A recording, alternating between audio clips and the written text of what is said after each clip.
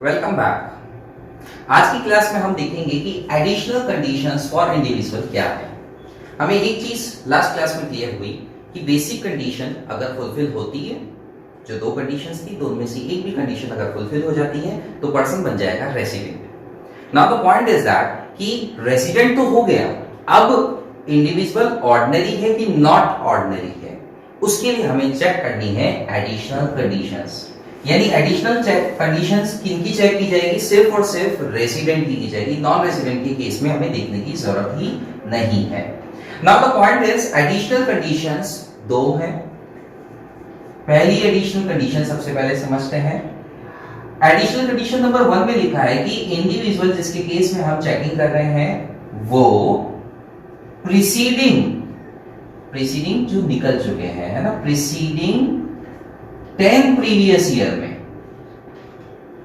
अभी हम बात कर रहे हैं असेसमेंट ईयर 2021 के अंदर, इसके पहले वाला साल दैट इज प्रीवियस ईयर 1920 नहीं, उसके पहले के 10 साल हमें जाना है, देखना है, चेक करना है क्या उन 10 साल में से at least 2 years,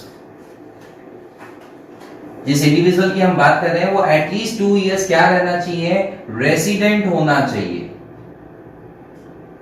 individual preceding 10 previous year के अंदर एटलीस्ट 2 इयर्स रेसिडेंट हो तो जाकर के पहली कंडीशंस फुलफिल होगी। एटलीस्ट 2 इयर्स और मोर भी हो सकता है। अब रेसिडेंट होने के लिए क्या चाहिए? वापस से बेसिक कंडीशन, यानी हमें चेक करना है कि जो प्रीवियस ईयर उसके पहले के 10 साल में कब जाके बेसिक कंडीशन फुलफिल की। यहां पे ऑर्डिनरी नॉट ऑर्डिनरी होना जरूरी नहीं है, बस सीधी सी बात ये एटलीस्ट 2 इयर्स में रेसिडेंट था, 10 सालों में कम से कम 2 साल तो वो रेसिडेंट था।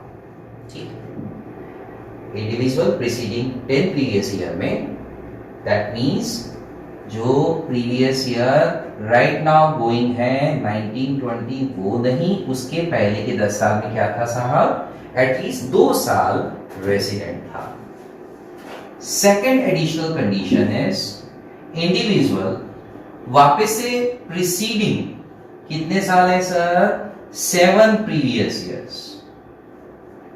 अब 10 साल पीछे नहीं जाना है, अब 7 साल पीछे जाना है। 1920 नहीं, उसके पहले के 7 इयर्स, उसमें एटलीस्ट दैट मींस कम से कम 730 दिन या उससे अधिक इंडिया में था। इंडिविजुअल जिसके केस में हम देख रहे हैं, इंडिविजुअल प्रीसीडिंग 7 प्रीवियस ईयर में एटलीस्ट 730 डेज और मोर। बट ऑब्वियसली एटलीस्ट 730 डेज का मतलब ये हो गया कि उससे अधिक होगा तो वो भी कवर्ड है ही। कहां पे होना चाहिए? इंडिया में होना चाहिए, सिर्फ और सिर्फ इंडिया के अंदर होना चाहिए, कम से कम 730 दिन, कॉन्सिक्यूटिवली नहीं, एक साथ जॉइंटली नहीं।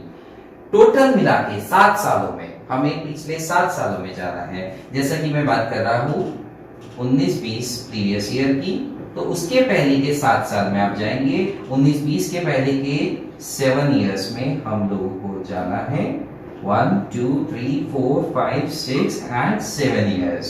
एंड अकॉर्डिंगली हम लोग बात कर रहे हैं 14 15 13 14 एंड 12 13।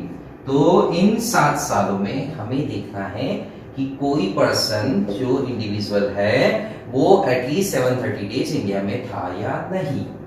ठीक है, मान ले 18-19 के अंदर वो 10 दिन था, 17-18 के अंदर 90 डेज था, 16-17 में 100 डेज था, 15-16 के अंदर वो 360 डेज था, 14-15 के अंदर वो लेट्स से 200 डेज था, 13-14 के अंदर 100 डेज था, 12-13 के अंदर भी हमने जब चेक किया तो लेट्स से 50 डेज था। Now the point is that आपको क्या करना है? टोटल देखनी है 730 डेज वो पर्सन इंडिया में था या नहीं। अगर हम बात करें 200 प्लस 560 760 860 910 एंड अकॉर्डिंगली वो पर्सन 730 दिन या उससे ज्यादा कहा था साहब इंडिया के अंदर था। ये थी सेकंड एडिशनल कंडीशन। पहली एडिशनल कंडीशन में तो हमें क्या चेक करनी है, 2 सालों के लिए बेसिक कंडीशन फुलफिल हुई या नहीं। दूसरी कंडीशन के लिए हम लोगों को एडिशनल कंडीशन के लिए देखनी है कि इंडिया में वो पर्सन कितने टाइम था, 730 दिन या उससे अधिक। अगर दोनों एडिशनल कंडीशन फुलफिल हो जाती है तो पर्सन क्या बन जाएगा, ordinary resident. Resident but ordinary resident. लेकिन पहली हो गई दूसरी नहीं हुई, पहली नहीं हुई दूसरी भी नहीं हुई, या पहली नहीं हुई और दूसरी हो गई, either of the case, in that condition ordinary नहीं, not ordinary resident, both additional condition fulfil हो तो ही ऑर्डिनरी है, otherwise in all case not ordinary resident, individual बन जाएगा। एडिशनल कंडीशंस हम लोगों ने देखी।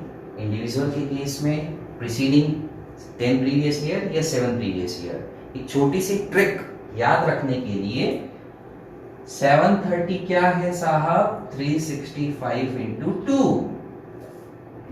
ये 2 आपको याद रहेगा तो 365 इंटू 2। दूसरा 730 डेज की बात है 7 सालों में। 7 and 7 वो राइमिंग में आपको याद रह जाए तो ये शॉर्ट ट्रिक या कैसे भी आप लर्न करें, आपको बस ये additional condition plus basic condition fulfil करनी है तो ही जाके पर्सन बनेगा रेसिडेंट एंड ऑर्डिनरी रेसिडेंट। क्या इससे कोई फर्क पड़ता है ऑर्डिनरी हो कि नॉट ऑर्डिनरी? क्या इससे भी कोई फर्क पड़ता है कि रेसिडेंट है कि नॉन रेसिडेंट? बिल्कुल। सेक्शन नंबर 9 जब हम चर्चा करेंगे, अभी हम सेक्शन नंबर 6 में हैं, सेक्शन नंबर 9 जब चर्चा करेंगे तो आपको समझ में आ जाएगा कि यार resident, not ordinary resident, ordinary resident, non resident, इन सारी कैटेगरीज में क्या बाइफर्केशन है और किस तरह से टैक्सेबिलिटी ऑफ इनकम की बात अराइज होती है, इंडिया ही नहीं ग्लोबल इनकम के ऊपर। जानेंगे हम नेक्स्ट क्लास में। That's all from my side, thank you so much.